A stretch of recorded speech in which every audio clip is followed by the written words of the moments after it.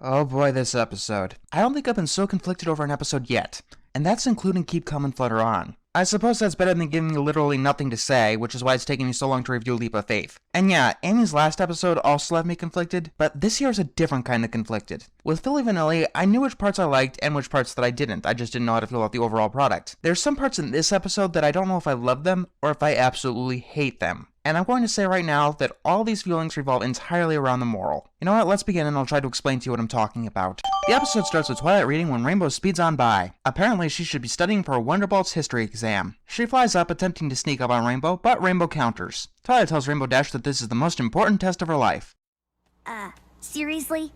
Your freakouts are so epic, you sing whole freak-out arias about freaking out. Okay, one thing that I absolutely have to give credit for in this episode, and that I know how I feel, is the comedy. Pretty much every joke hits the mark for me, and I'd rather not spend too much time talking about it. So, let's give it 3 points now so I can focus on what I want to talk about. Twilight kidnaps Rainbow Dash in order to help her study for her test. Okay, here's one of my biggest problems with the episode, and the first thing that left me conflicted. The basic moral is that there are different study methods. This problem isn't with the moral itself, but with who's learning it. How do I want to put this lightly? This is sort of a kid's moral? Yeah, I know what you're saying, it's a kid's show, and kid's show should be teaching kids morals. And you know what? You're totally right. But here's the thing. This particular kid show has kid characters. Scootaloo should be learning this moral, not Rainbow Dash. And this isn't the first time that this has happened either. And you know me with my whole pattern stuff. But seriously, twice doesn't make a trend. Rainbow should be learning the lessons that she learned in Wonderbolt's Academy or Sonic Rainboom. Hell, even in Mare-Do-Well. Not morals like, reading is fun, or there's more than one way to study. The CMC are on the show for a reason is all that I'm saying. Okay, but regardless of who the moral is being taught to, it's still a good moral, right? Of course it's a good moral. It's a wonderful moral. Well, let's see how they go about it, because in all honesty, it's all about the execution. So, Twilight goes about trying to teach Rainbow the classic studying methods.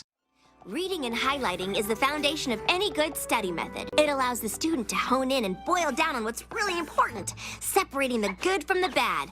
Here's one thing I never understood about the highlighter method. Why the fuck would you put bad filler or useless information in a textbook? These aren't exactly meant to be entertaining. Apparently this particular textbook didn't have that problem, rendering the method of highlighting useless.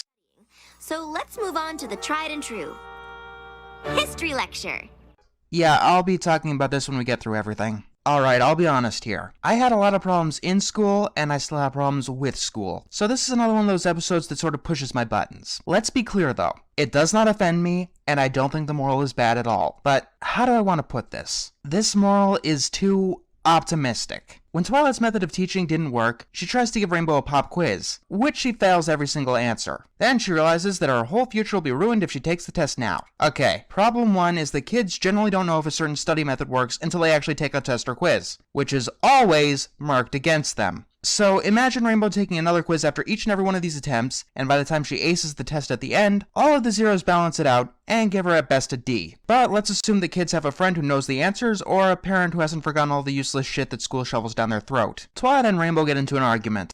This egghead knows history and can fly.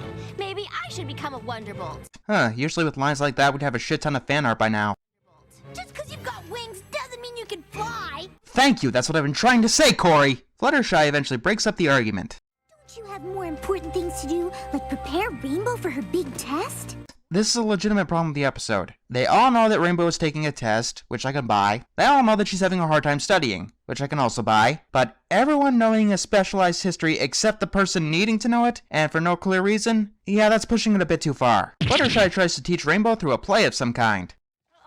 Can't we just watch the history of the Wonderbolts movie? Because that was clearly a joke. I'm pretty sure that there is no history of the Wonderbolts movie. I mean, you probably asked that question about a book you were forced to read, regardless of whether or not it had a movie to it. So Pinkie tries to teach Rainbow Dash through a musical method. Yes, it's hilarious. And even though I've already given points for a comedy, it's still worth another point. Okay, let's talk about auditory learning. Yes, you can put something you need to learn into a song for an auditory learner. Do you know why it works for some people? Well, catchiness is probably the main reason. And rap numbers aren't exactly what you'd call catchy. Regardless, you're going to need to hear the song more than once for it to stick. Why am I not deducting points for this? They only have 22 minutes of screen time, and the point is that this method doesn't work for Rainbow, and they've established that quite nicely. I would add a point if they delved a little bit deeper into this though. Just don't expect to know things by listening to a rap song once. And if you're wondering, Pinkie Pie is perfectly characterized here. Rarity tries to teach Rainbow through a method that I'm not entirely familiar with, having the historical figures fucking attack her. Applejack tries to help Rainbow by, I don't know, telling her the truth. Well, I could tell you every little thing there is to know about the history of apples, but I picked all that up over years in the field. Yes, for us to have any real understanding of what happened in history, it takes years of devoted research, which requires noted interest, not 2 weeks of lectures and a test. Commander Easy Glider was the real cream of the crop.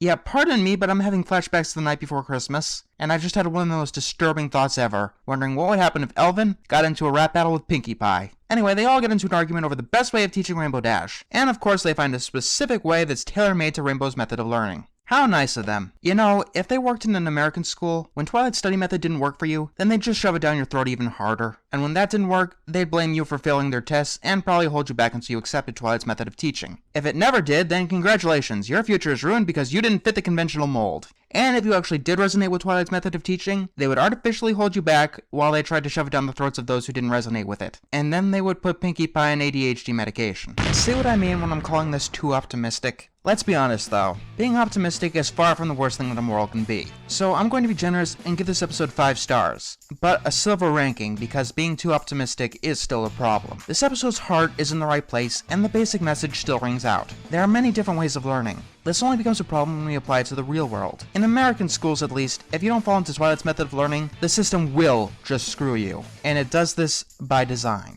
Also, the idea that there's different methods of teaching you something is a good one, but there also can be problems when applied to real life. Say you're a kinesthetic learner. You learn through athleticism and hands-on kind of things. Great! Friday you've got a test on the American Revolution. Good luck! I say this because kinesthetic learners are often left behind in our school systems, and there's very rarely a solution without a lot of creativity. But maybe things will change. Maybe schools will help kids learn by first teaching them how they learn, not how the schools say they learn. Look, I can go on and on about how terrible American schools are and how they personally affected me, but I'd rather not here.